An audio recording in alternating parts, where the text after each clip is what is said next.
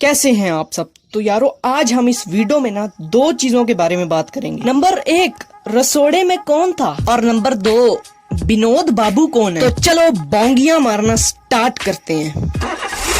सबसे पहले तो मैं आज तुम लोगों को ना एक समरी सुनाऊंगा जो कि तकरीबन हर एक इंडियन ड्रामे में दोहराई जाती है। ओहो, मेरा मतलब है दोहराई जाती है, दोहराई। और वो समरी ये है। तो सबसे पहले तो जो इंडियन ड्रामे बनते हैं ना, वो या तो सास बहू का हुतियाप्पा होता है या फिर इश्क मशूकी होती है उसमें। तो जो सास बहू वाले ड्रामे होते हैं ना, उसमें हमेशा एक मजलूम सी बहू होगी और सिवाय जिससे उसकी शादी हुई है सारा घर उस पे चढ़ा रहता है। ओहो, मेरा मतलब है सवार होता है, सवार। आमतौर पे जो जिंदगी हमारी गुजरती है उसमें एक घर में कोई गिने चुने बंदे ही होते हैं, लेकिन इनके एक घर में इतने बंदे होते हैं कि जैसे मुर्गियों का पोल्ट्री फार्म नहीं होता, वैसे उधर बंदों की तादाद होती है। मतलब कि इंतहा हो गई बंदों की। और अगर इन ड्रामों में कोई सीरियस सीन आ जाएगा ना, तो एक एक करके घर के सारे बंदों के मुंह पे कैमरा लगाएंगे।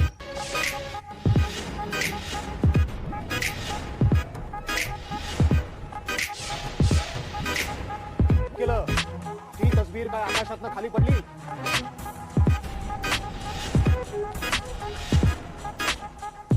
और इंडियन ड्रामों के जो डायरेक्टर है ना, मेरी उनसे एक किस्म की अपील है कि भाइयों हाथ थोड़ा होला रखो। और इन ड्रामों में ढोलकियां तो ऐसे बजती हैं कि जैसे नरगिस का मुजरा चालू हो।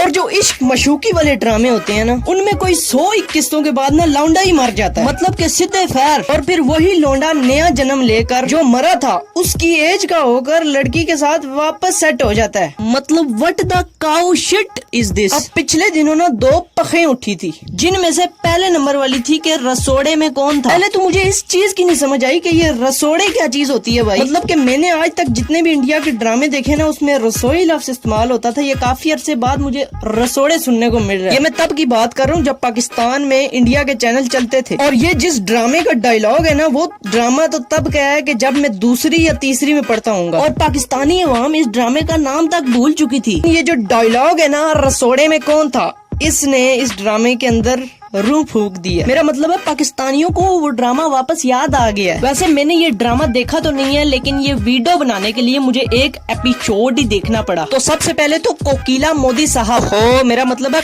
कोकिला मोदी जी, कहती हैं कि कल मेरी साड़ी पर जूस गिरा था और मैं दोबारा नहाने गई थी। अबे जूस गिरा था या जूस की बाल्टी? इधर तो लोग जुम्मे का इंतजार करते रहते हैं कि जुम्मा आए तो नहाए। और ये बंदी गोफी बहू से पूछ रही है कि रसोई, ओहो मेरा मतलब है रसोड़े में कौन था। तो अगर गोफी बहू रसोड़े में नहीं थी तो उसको कैसे पता कि कौन था। बहुत अच्छे बैंजो, बहुत अच्छे। मतलब कि इन्होंने अजीब हुतियाप्पा मचाया हुआ। बस अब और इसके बारे में बात बिल्कुल नहीं होगी। तो अब आते हैं अपने विनोद बाबू पे। ये कौन है और कहाँ से आया है, ये कौन सी बला है विनोद। कौन है साले, कौन है तू, कहाँ से तू आया, चारों दिशाओं में गंद है मचाया।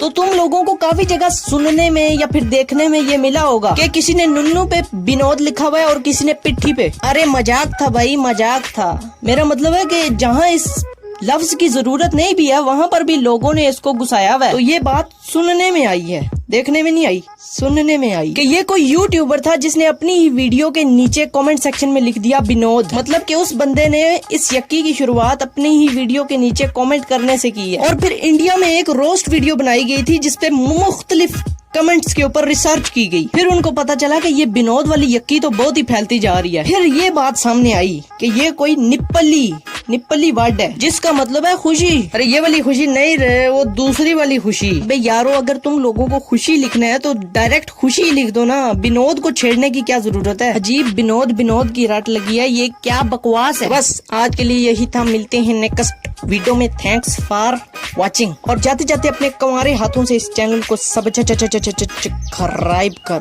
और अगर शादीशुदा हैं तो शादीशुदा हाथों से सब्सक्राइब कर दें। अरे क्या लवड़ा फंस गया मुंह में। ऊपर कर हाथ सबको दिखा, मुट्ठी बना के अब गाड़ तू, मुझे लौंडे खड़े लेके लगाना 100 पास, मेरा कलम करे ब्लीड, आग सारी बरस फोन ओवरहीट का थ्रोट हर गाना ये